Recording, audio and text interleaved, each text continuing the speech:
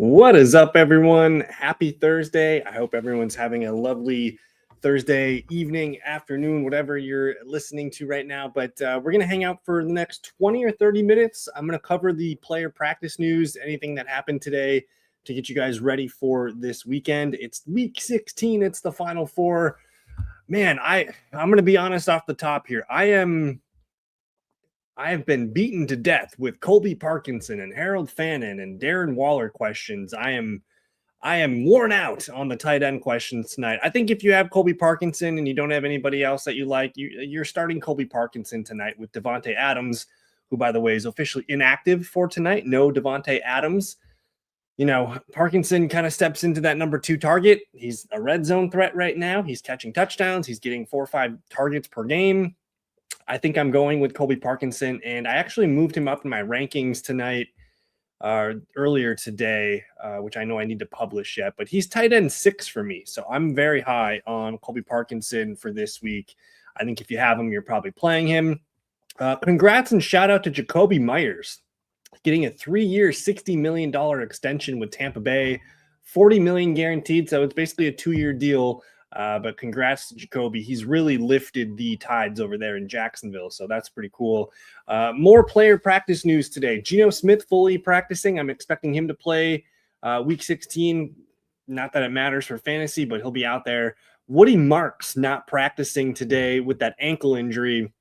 This was a key situation we were talking about last night. We do have a lot of attention on the Houston Texans running back this weekend going up against the Raiders, and Woody Marks back-to-back DNP. I have him on the fast track here to not playing on Sunday. And then you have Nick Chubb practicing in full. So I believe he was limited yesterday. Now he's in full. We're going to get some kind of committee of Nick Chubb and Jawar Jordan, who we kind of talked about Jawar Jordan last night. But it looks like Nick's going to be Nick Chubb as the leader of that backfield. But it's going to be a split between Chubb and Jawar Jordan, I would bet. Chargers, you got Quentin Johnston limited in practice today. I don't know if I'm comfortable starting him. That's a tough one. He's playing Dallas, so I like that matchup for him. But he's just a wide receiver 3 flex for me. You got RJ Harvey practicing in full today. Good news there. Rashad Bateman in full. Who cares? Devin Neal, though, that's the tough one. The New Orleans Saints running back placed on IR. He will miss the rest of the season. I kind of hinted at that possibility last night. And now it's Audric Estime, Evan Hall, and then they brought up one, I think it might have been Nyheim Hines. But you also have, Alvin Kamara not practicing. So we do care about the Saints backfield, but maybe the correct answer is staying away from this backfield. I just want to pump the brakes on that. I do expect Audric Estime to kind of be the lead back in this one, but they like Evan Hall, it looked like last week. But Estime is the guy from the post-game notes. He was the one out there for the routes. He's the one that caught the passes. He might be the goal line back. If I had to put my chips on one New Orleans Saint running back for the next 2 weeks, it would be Audric Estime. But again, dude's bounced around for a couple years. Ollie Gordon in full today. T. Higgins, it was weird. He officially practiced limited, but he was late to practice. I don't know what was going on, if he was getting concussion symptom stuff or treatment or something, but he made practice. I don't know if he's going to play this weekend. We'll watch for his report tomorrow. Marvin Harrison limited in practice today. He's on the track to playing. Chris Rodriguez is not on the injury report anymore, so he's going to play. And at that point, I don't want to play any Washington Commander running back, Rodriguez, McNichols, or JCM. I'm kind of just out there. No David Njoku or Dylan Sampson yet for the Cleveland Browns. You have Drake London limited today. I think if you have London, you're going to try and play him. Dalton Kincaid does not practice today. That's not looking good for him. We'll watch for his report on Friday. Let's see. Saquon Barkley's off the injury report. Cade Otton fully practices today, so good news there. The Packers-Bears, they play on Saturday. They're listing Christian Watson, Dontavian Wicks, and Josh Jacobs as questionable. Jacobs is playing through a little bit of a knee thing right now, but he's going to play. We know Jacobs is going to play. But Watson, who just injured the chest and the shoulder, and then Wicks with the ankle, those are the ones that we're going to be watching for leading up to kickoff. I think if you have Watson, you could play him as a wide receiver 3 flex. We're not playing Wicks, obviously. And then I will say you got to play Josh Jacobs if you got him. Teteroa McMillan, full practice today after kind of being questionable the last day or two. Cole Kmet is going to play in that Packers-Bears game, as well as DeAndre Swift. But Rome Odunze and Luther Burden both are not going to play on Saturday. So this is we talked about this last night, this exact scenario here. So I'm moving DJ Moore up to like strong end wide receiver 2 status. Colson Loveland's like my tight end 6. Like those are the 2 guys that I want starting in this game. I'm not going to deal with Zacchaeus or Cole Kmet or anybody else there. It's DJ Moore, it's Loveland and DeAndre Swift here. No Ricky Pearsall today at practice. I think he's trending towards doubtful. Rashee Rice also not practicing again with that concussion. He's doubtful for me. And then I think we're kind of into the Wednesday stuff. Yeah. So Anthony Richardson got his practice window open, so we'll keep an eye on that. And good evening, everybody. We're going to get to the questions now. So if you guys do have start-sit questions, please hang out with me. Get your questions in the chat room. I appreciate you all hanging out with me on a Thursday night here before a really fun Thursday night football game. We have the Seattle Seahawks hosting the LA Rams, and it looks like it's like a soupy, swampy mess of rain and wind. So good evening, Double Tap. I hope you're having a lovely Thursday. And it is playoff time. Shout out to Jason. Hope you're doing well. Shout out to Harris as well. Hope you're doing well. We got London T. Higgins on the track. Moore, Egbuka, Addison start 3. Man, DJ Moore is going to be my highest ranked guy here. And we're not going to have – if London and T. Higgins are healthy and they're out there playing, like I'm going to put them in my lineup. I'm going to go London, Higgins, and DJ Moore. I still don't have a lot of faith in if these guys are going to play yet this week. So this is going to be a moving question, a moving target, if you will. But for sure, I'm starting DJ Moore in every scenario here. I think London, Higgins, and DJ Moore are your top 3. Egbuka hasn't really been exciting for the last month or two. And then Addison – he's a big play happening potentially, but just there's not a lot of trust for me in the Vikings offense right now. So even though they looked good last week, I'm going to say you start London and Higgins if they go. If only say Higgins doesn't play, you're going to play London, Moore, and then I'm probably going to take Egbuka. I'm going to rank these guys as DJ Moore, London, Higgins, Egbuka, Addison in my pecking order there. And Harris coming in hot with the pick 2. CJ Stroud, Brock Purdy, Jacoby Brissett. I think I'm taking Brock Purdy against the Indianapolis Colts because he's tied to some of the best weapons in fantasy football. George Kittle, Christian McCaffrey, Juwan Jennings playing good football right now, and Purdy also runs the ball well enough to get you some extra points there. So I do like Purdy. He's actually my QB5 on the week right now. And then, man, I have Jacoby Brissett QB9. I have CJ Stroud QB10. Okay. I think especially if they get Marvin Harrison Jr. back, you're going to like what you get from Jacoby Brissett. And we just haven't really seen Stroud hit that big ceiling game consistently this season. Whereas right now, basically Jacoby Brissett's, he's that sexy volume running back that we always are looking for. I think you take Brissett. I think you take Purdy, unless you wanted to go for the moon here with CJ Stroud and hope for 4 or 5 touchdowns. Half PPR. McLaurin, Reed, Harrison, half PPR. I'm going to start McLaurin for sure. He's the one guy that I like the most out of this group. And then I don't know, Marvin Harrison, man, it's just always been something with him. I don't have a lot of trust with him. I have a lot of trust in Jayden Reed right now, playing good football and making big plays for the Packers. I'm going to go Jayden Reed over Marvin. And I do have Jayden Reed up here he's my wide receiver 26 right now. I have Marvin at wide receiver 33. So McLaurin and Reed for me there, Jason. Egbuka, Reed, or Tyler Warren. I'm not going Tyler Warren here. I'm going to go. I have Jayden Reed ranked higher than Emeka Egbuka. So I'm going to go with Jayden Reed here in a full PPR. Michael Carter or Spears. I'm going Michael Carter, and it's not close. Michael Carter all day. And good evening to Gullies. Are we trusting the Saints defense over the Eagles? Brady Cook has 5 interceptions in 2 games, and Eagles have 5 games in a row with interceptions. Mariota has 4 games in a row with int or fumble.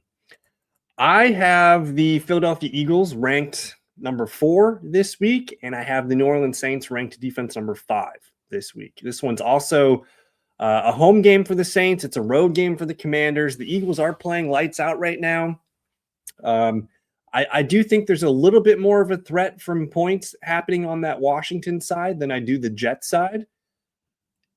It is week 16. So if you want to put a little bit more emphasis on trust, I do trust the Eagles to play better and to win that game outright.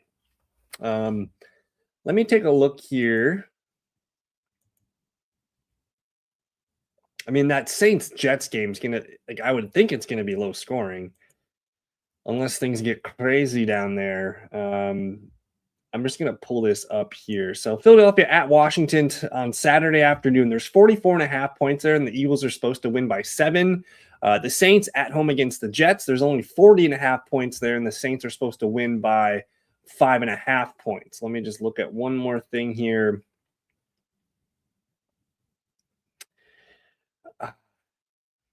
I'm going to stick with my rankings here. I'm going to say Eagles at Washington.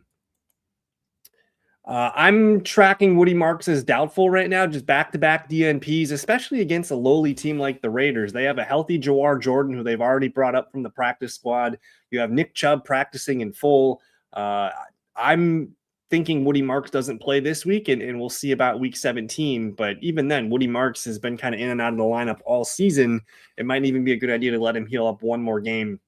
So and even if Woody Marks plays, I don't have a lot of confidence in him being able to stay healthy and play through this game, especially with how Jawar Jordan looked last week and the health of Nick Chubb looking up. I'm saying Rice is probably doubtful. I haven't heard anything that would make me think that he's going to play through this. Their season's pretty much over. What's the point of throwing him out there with a concussion? Ask T. Higgins. I'm assuming no Rashee Rice this weekend. We'll get the update tomorrow on that.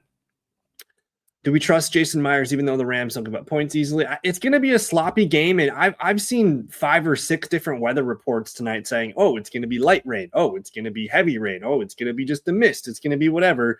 It's going to rain tonight in some capacity, and there will be winds. And the winds are more likely to make me nervous than the rain. Everyone can play through rain. It's the wind that really affects the ball, whether it's a high kick or if it's a high throw up into the air. That's what's going to change some things. But if we look at the fantasy points allowed here, the LA Rams against the kicker, you can get away with playing against the Rams here. Where are the Rams? They're 9th here. They're giving up about 6.5 points a game to the kicker. So that's 6.5 like real kicking points. So I think if you've gotten this far with Jason Myers, I'm probably going to keep him out there and just hope that this game's a knuckleball field goal kind of game where first 1 to 12 wins the game. I think it might be low scoring tonight. So I trust Myers enough because they settle for field goals all the time.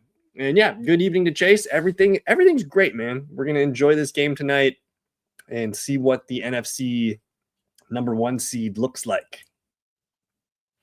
And yeah, Colby Parkinson has been the most popular question I've gotten all week. And, I'm going to keep it simple. If you don't have Trey McBride, George Kittle, Brock Bowers, Kyle Pitts, you're starting Colby Parkinson. I'm starting Parkinson over Dallas Goedert, Loveland, Schultz, Gadsden, probably over Kelsey, honestly. Ferguson, Waller. I'm starting him as a fringe top 5 tight end. So best of luck to everyone with Colby Parkinson in tonight. And great question here. I did some tinkering this early morning. I have DJ Moore up here at wide receiver 13, and he's just behind guys like Cortland Sutton, Michael Wilson, Jameson Williams, which to me, that's kind of all like one big tier. I can see any of those players hitting a big 20-plus fantasy point game. DJ Moore going up against the Packers, that could be kind of nice. So I'm a huge fan of DJ Moore this weekend. I think if you have him, you want to try and find a way to get him in your lineup this week. I don't trust Jalen Coker a lot. I know a lot of people have been looking at him the last couple of weeks thinking, oh, we might have something here. But it comes down to not really trusting Bryce Young quite enough yet. So I like Coker in some aspects, but he's still a really hard player to trust. And a lot of that is because it's hard to trust Bryce Young. Now, let me pull up Jalen Coker's numbers the last few games here. He went 4 for 60 and a touchdown in week 15. Week 13, 4 for 74 and a touchdown. But before those games, we're talking 3 for 32, 4 for 52. So that's his floor. These 3 to 4 catches, 30 to 50 yards. So if you're comfortable starting a guy that could get you 6 to 7, 8 points as your floor, go for it. And it's when he catches the touchdown that we get really excited. He's not a volume guy yet, but he's proving to be one of Bryce Young's most trustworthy receivers right now. So I'm into Jalen Coker, but I'm not convinced that he is a safe, risk-free play quite yet. I have him at wide receiver 43. He's kind of in the Rashid Shaheed, Quentin Johnston group for me. So I like him. I want to like him, but I'm having trouble trusting him right now. And good evening to Drew. Do you prefer Hurts or Burrow in a 6-point passing league? Oh, man. So you must have picked up Joe Burrow at some point during when he was dropped. I'm going to stick with Jalen Hurts here, man. Even if, with the 6-point passing touchdown league, it's still 6 points for a rushing touchdown with Jalen Hurts. So you could probably get one of those.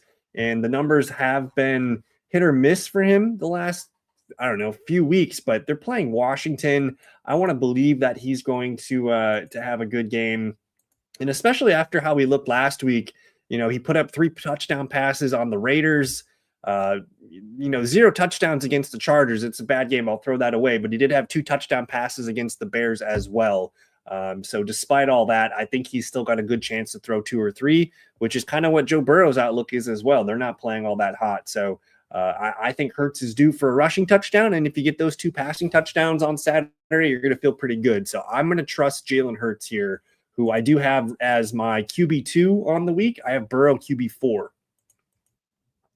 Rico Dowdle or Jaylen Warren. It's going to be Rico Dowdle for me going up against Tampa Bay this week. I got Rico up at RB19. I have Jaylen Warren, who's splitting time with Kenneth Gainwell, which is a bit of a concern. And they are playing, a tough spot here. They're in Detroit, which could be more passing and third down stuff. I don't know if I see the Steelers being able to control the game and getting Warren a ton of carries, which is what you need for him to hit. So I'm going to go Rico Dowdle at home against Tampa Bay. I do think Christian Watson's going to play. And just one, being a Packer fan, I wish he wouldn't play. They have plenty of other guys that, especially a guy like Matthew Golden, Romeo Doubs, Jaden Reed, like that's enough to get you through a game with Dontavian Wicks and some of the other receivers that they've had. So I would prefer him to sit if we could.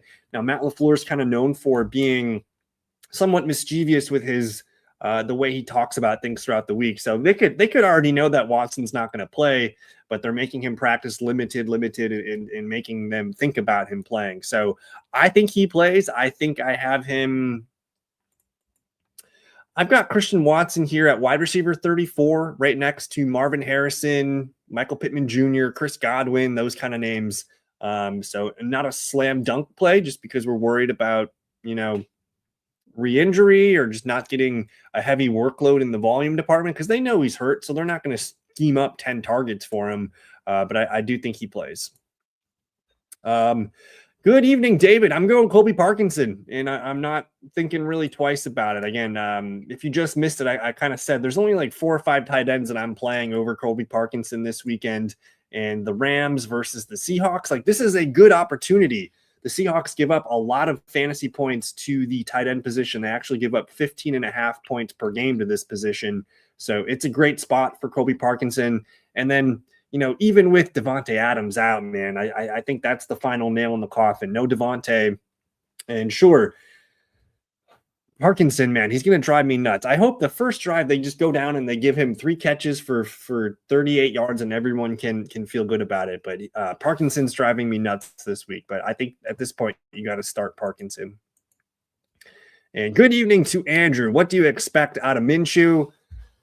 Not a lot of expectations on a Gardner Minshew in this one. Again, the Chiefs, we're going to see what they're made out of. I'm not expecting Rashee Rice to play with that concussion. We're looking at a receiving core of the ghost of Travis Kelce, Xavier Worthy, Hollywood Brown, Juju Smith-Schuster, Tyquan Thornton. Now, Minshew is made for this, though. Spitballing kind of style quarterback play.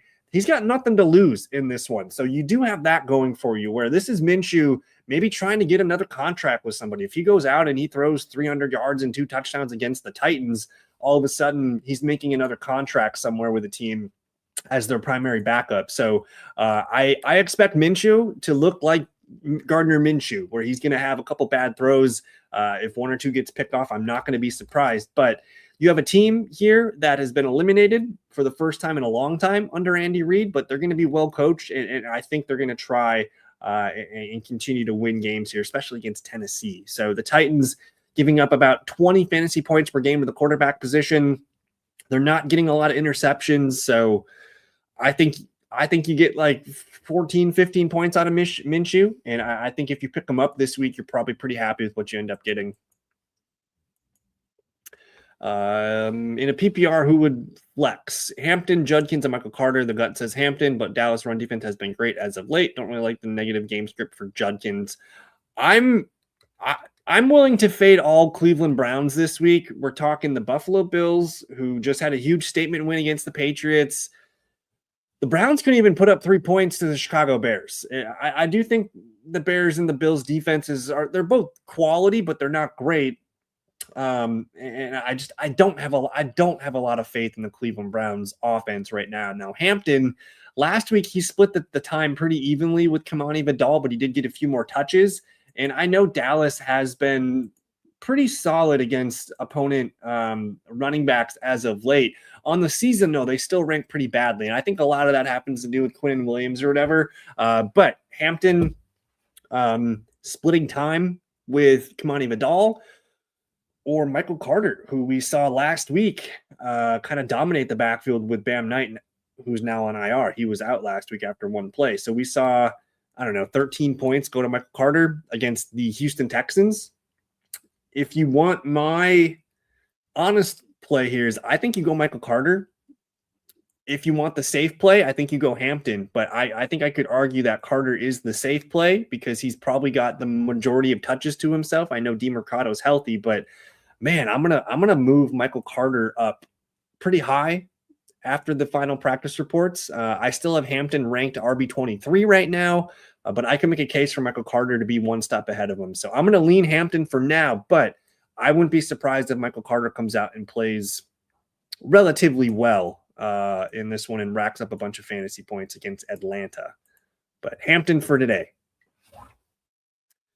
David, Tet McMillan, Zay Flowers, Marvin, Devonta Smith pick 2. I'm going Zay Flowers and probably Devonta Smith here. I don't have a ton of faith in Marvin. Tetero McMillan, he's been inconsistent all season long. It's a big divisional game, so I could easily see him making a big play for a touchdown, but I want to go against Devonta Smith. Name some Washington Commander cornerbacks. It's tough out there for Commander. And Flowers, Devonta Smith would be my 2. And good evening to Ray. Should we be concerned about Jason Myers because of weather and play Bucks here instead of I got no problem playing Chase McLaughlin in Carolina. That game to me seems, if you are concerned, and I'm still going to run in leagues where I have Jason Myers, I'm still going to run him out there. It's not going to make me go crazy. But Chase McLaughlin's still a top 5 kicking option, guys. So don't be afraid to make that kind of switch here. I think I would play McLaughlin. But the other side of the coin is, these shitty, windy, cold, rainy nights. If Seattle's moving the ball and they stall a lot in the red zone, I'm not going to be surprised if they end up kicking 3 or 4 field goals tonight. So my head says to leave it as it lies, but I do like Chase McLaughlin. Myers is my kicker 5 and kicker 6 this week. So if you're nervous, though, just take it easy and play McLaughlin, and let's push this to Sunday. Watson or Imari. So I'm not a huge Imari DeMercado fan. This one's not close to me. DeMercado, every time DeMercado gets a chance to be the lead back for the Cardinals, they give it to somebody else. So he's not a volume guy. He's a big play. He's a special teams running back first and foremost, but they'll only give him 4 or 5 carries at the most. They'll only give him 1, 2, 3 catches at the most. He's not he's not a guy that they want out there getting a ton of volume. So I'll play Watson here over DeMercado. Second week of the playoffs, and the question of the week for me again. I am the underdog this week. Adonai Mitchell or Jadon Reed. This is probably a comfort level for you. You're the underdog, so we do want to kind of overachieve there. But the other aspect is, what's the floor here? Because if Adonai Mitchell underachieves, and we're starting a New York Jets receiver that only gets us 2 for 24, which could totally happen, all of a sudden that really sucks. And I want those 10 Jayden Reed points back. So the way it lays right now, I do have Jayden Reed ranked a little bit higher at wide receiver 26. I have Adonai Mitchell at wide receiver 30. For me, I think he's got a better range of outcomes, just a higher floor because he's involved. You got Watson dinged up a little bit. I don't see a lot of volume for Watson, but I do see big play potential for Watson. So I'm going to lean Jayden Reed here in a full PPR. He'll get his 4 or 5 catches for you and feel pretty good. Betting on an Adonai Mitchell back-to-back nice game, not a great bet for us. Or Stevenson here. I don't really trust Ramondre Stevenson a lot. I think I'm going to stick with Christian Watson if he plays. I got Ramondre at RB42 against Baltimore. It's just not a play I want to be dealing with. This one's not close. I'm going Jakobi Meyers here, who, again, got that big payday today from Jacksonville. I expect him to play well on Sunday. I'm going Jakobi Meyers here. And good evening to Rave, by the way. Pick 2, we got Zay Flowers, Ted McMillan, Marvin. I already answered this one. If you missed it, David, I'm going with Zay Flowers and Devonta Smith. It's week 16. If you're not using Devin Singletary, we'll move on from him. There's a slight chance that Tyrone Tracy gets hurt, and you'll have to pick him up on waivers next week if you get through. But if you got to make a move, go ahead and pick up someone else for Singletary. So my thought with Harold Fannin is if you go to wherever you can see how many fantasy points have been scored against the team's defense. So I'm on fftoday.com. I go to their fantasy points allowed tool, and I click on the Buffalo Bills. Just in terms of a full season worth of data, they've only let the Bills have only let 2 tight ends go over double-digit fantasy points. That was Mike Gesicki in week 14, who went 6 for 86 and 1 touchdown. There was also, that game was 39-34. So that was a weird game. And then Travis Kelce was the only other tight end to do it. So we're talking 2 tight ends this season out of 14 weeks have been able to do it, even if Fannin gets the volume, which, again, no tight end has more than 6 targets against this team as well. I just, I still have Fannin ranked relatively high for a tight end in this situation. I have him at tight end 11, so I don't hate Harold Fannin, but I definitely don't like him, and I'm willing to play some other players over him that maybe you wouldn't expect. And good evening to Ron. Mariota or Rodgers QB2, slim pickings, but need top score out of these 2. I kind of want to go Aaron Rodgers, man, just against the Lions. A team like the Commanders, we don't really know what we're going to get. They really only have Terry McLaurin and Deebo Samuel left, and they're playing the Eagles, which do have a pretty decent defense. Whereas that Lions defense, you can get points against them of late here. They're one of the worst teams against quarterbacks right now. And Rodgers just staying ahead in that division. They need to win. I could see easily 2 touchdowns for Rodgers. He's not going to get you those rushing points, but I do think Rodgers is the safe play. Mariota is that reckless high floor or high ceiling, low floor player. I'm just going to look at my rankings real quick. I got Aaron Rodgers QB 22 and Mariota QB 23. So when it all comes to push to shove, I'm gonna lean Rodgers here. And good evening to JoJo. Hope you're doing well. Myers isn't gonna line up a ton with Jakobi Meyers. Surtain, primarily the outside guy. I don't know if he's.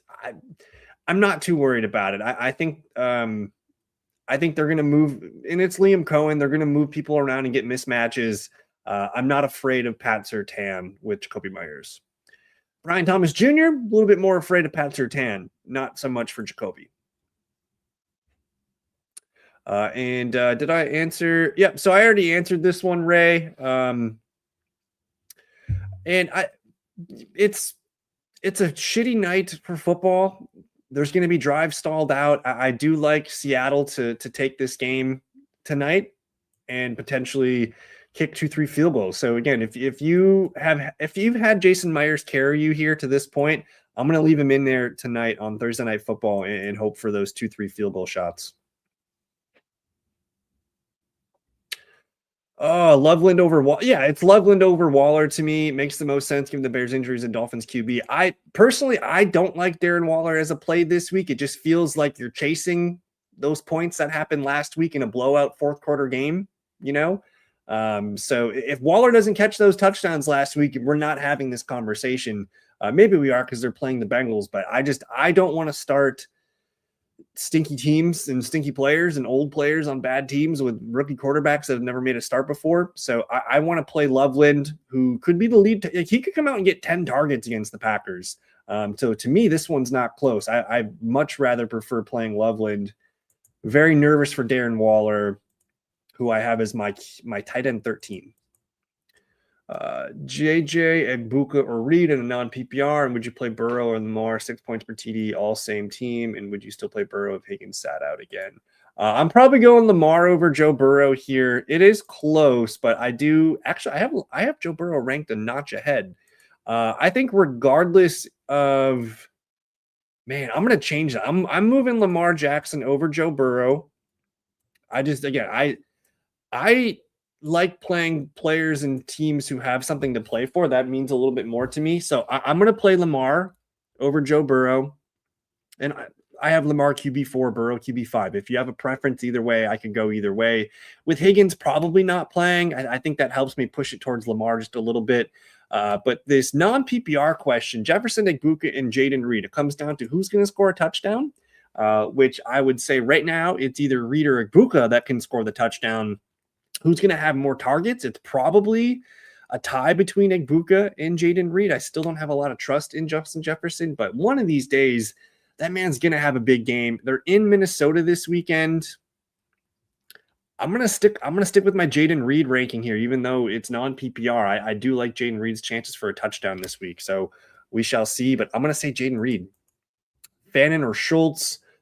Man, in this one, I do have Dalton Schultz ranked as my tight end 8 and Fannin as my tight end 11. I don't want to deter you or scare you off from playing Fannin, who will probably rack up some, 6, 7, 8 targets. And I wouldn't be surprised if he does have an okay game here, but I think I have to go with the numbers that say it's very unlikely he goes over double-digit fantasy points. And even if he does, maybe it's 10, 11, 12, something like that. Schultz is hot. Schultz is playing the Raiders. I like that. I'm gonna say Schultz has a pretty good game against the Raiders, but I could be convinced to play Fannin in that one. And yeah, I appreciate you as well, Ron. Thank you for hanging out with me on this lovely Thursday night. Rodgers, Love, or Caleb in my 12-team league, 4 points per TD this time. Rodgers, Love, or Caleb. Just with Caleb's injuries to all his receiver weapons, I'm not going to go with Caleb, and I'm not going to go with Rodgers here. I'm going to go Jordan Love against the Chicago Bears. This is Jordan Love's team, man. He's got to put it on and take over here for Parsons. So I'm going to go J Love there for Ray. Top 5 tight ends for this week, and then I'm going to get out of here for the night, guys. It's we got 10 minutes till kickoff. Top 5 tight ends for me this week: Trey McBride, George Kittle, Kyle Pitts, Brock Bowers, Colby Parkinson. Good luck, everyone, with Colby Parkinson going tonight. I hope you guys get everything you need, and hopefully, if you guys are going against people too, hopefully they don't do well. So we'll see you guys. I might do a live show Saturday morning before the games, but we'll be in touch. Enjoy the game. Good luck, and we'll see you guys soon. Peace.